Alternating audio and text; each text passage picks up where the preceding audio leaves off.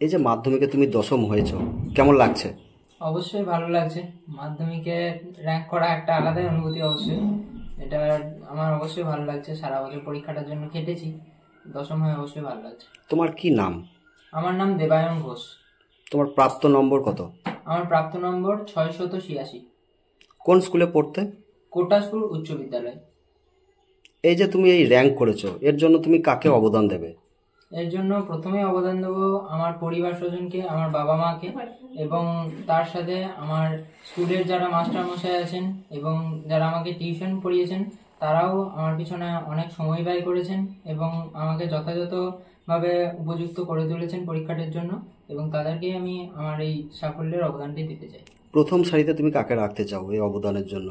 এই অবদানের জন্য প্রথম সারিতে অবশ্যই আমার বাবা মাকে রাখবো। তারা পিছনে না থাকলে আমার এইরকম রেজাল্ট করা কখনোই সম্ভব হতো না। স্কুলের শিক্ষকদের মধ্যে কে তোমাকে বেশি করেছে, গাইড করেছে? স্কুলের মোট সকল শিক্ষকই আমাকে অবশ্যই সাহায্য করেছেন, এবং তার মধ্যে আমাদের কুন্তল স্যারের নাম অবশ্যই আলাদা করে নেব।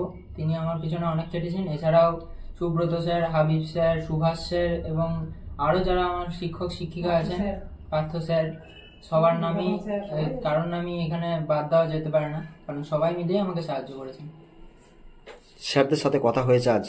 স্যারদের বেশ কয়েকজন স্যারের সাথে হয়েছে, তবে অনেক স্যারের সঙ্গে এখনো কথা বলা সম্ভব হয়নি। এরপরে স্যারদেরকে ফোন করব এবং রেজাল্ট সম্বন্ধে জানাবো। কতক্ষণ পড়তে সারাদিনে? সারাদিনে আমি টিউশন আর স্কুলের বাইরে 2.5 থেকে 3 ঘন্টা মোটামুটি নিজে পড়াশুনো করতাম। খুব বেশি পড়তাম না, তবে যেটুকু পড়তাম সেটুকু ভালো করে পড়তাম। পড়াশোনা ছাড়া আর কি কি ভালো লাগে? পড়াশোনা ছাড়া ক্রিকেট খেলতে, এছাড়া গল্পের বই পড়তে, সিনেমা দেখতে, এসব করতে আমার ভালো লাগে। কোথায় বাড়ি তোমার?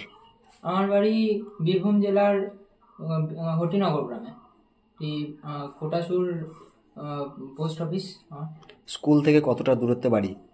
স্কুল থেকে খুব বেশি দূর নয় আমার বাড়ি, 200 থেকে 300 মিটার দূর থেকে। পরিবারের কে কি করে তোমার? পরিবারে বাবা কোয়াক প্র্যাকটিস করেন এবং মা প্রাইমারি স্কুলে শিক্ষকতা করেন। পরিবারকে আর কেউ শিক্ষকতা করতো? পরিবারে আগে দাদু শিক্ষকতা করতেন। আমার দাদু কোটাসুর উচ্চ বিদ্যালয়েরই শিক্ষক ছিলেন, অঙ্কের। তোমার নাম ও কোন ক্লাসে পড়ো?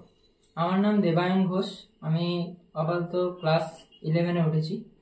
2025-26 শিক্ষাবর্ষের 11-এর ছাত্র আমি। পড়াশোনা কি শুরু করেছো? পড়াশোনা শুরু হয়ে গেছে। আমি ইতিমধ্যে নরেন্দ্রপুর রামকৃষ্ণ মিশনে ভর্তি হয়েছি এবং সেখানে জোর কদমেই পড়াশোনা শুরু হয়ে গেছে। কি নিয়ে পড়াশোনা শুরু করেছো? পড়াশোনা বলতে আমার ভবিষ্যতে টার্গেট হচ্ছে ইঞ্জিনিয়ারিং করা এবং আইআইটি জেইই দিয়ে কোনো ভালো মানের আইআইটিতে জয়েন করা। সেই জন্য সেই লক্ষ্য নিয়ে আমার সাবজেক্ট কম্বিনেশন হচ্ছে ফিজিক্স, কেমিস্ট্রি, ম্যাথ এবং কম্পিউটার সায়েন্স, এবং সেই নিয়ে আমি পড়াশোনা ভালো করে শুরু করি।